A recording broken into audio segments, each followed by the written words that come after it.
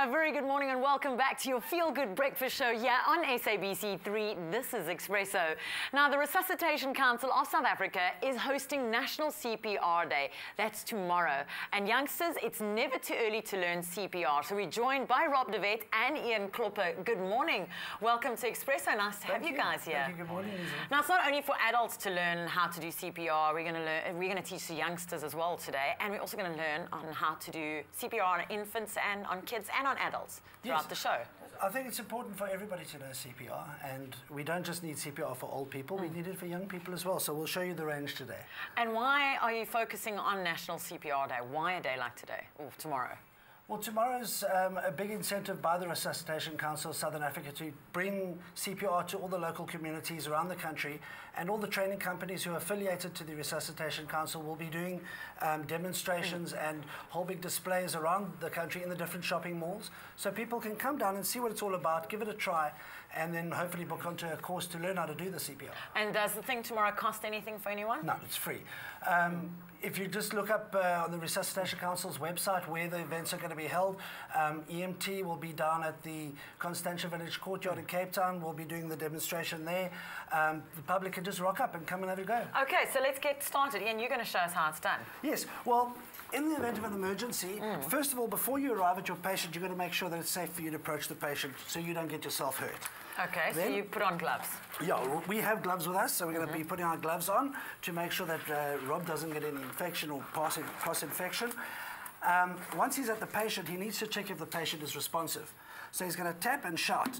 Hello? Hello? Okay. If the patient is unresponsive, he now needs to call for help. So he's going to look around and see if there's anybody around here to say, can you run and go call an ambulance or somebody to come and give him a hand. So, Robert, do you want to pretend? I need an ambulance, somebody call for help. Okay, good. Now, if the patient is unresponsive, we need to check if they're breathing or not. So he's going to look for 5 to 10 seconds to see if there's any breathing. So you are looking at the chest area? He's looking looking at the patient to see if there's any chest movement. He's looking to see if there's sounds of life, to see if the patient is breathing or not. Now, if the patient is not breathing or not breathing normally, like gasping, then we need to start CPR.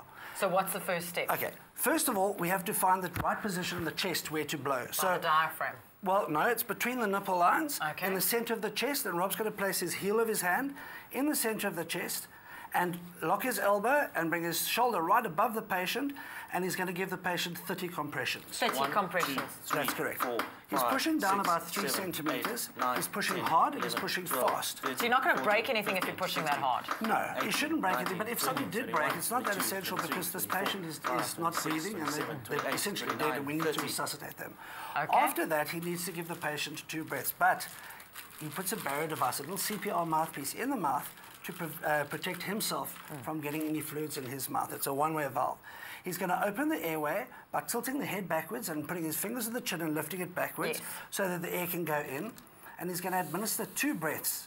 He blows the air into the mouth and he watches the chest starting to rise.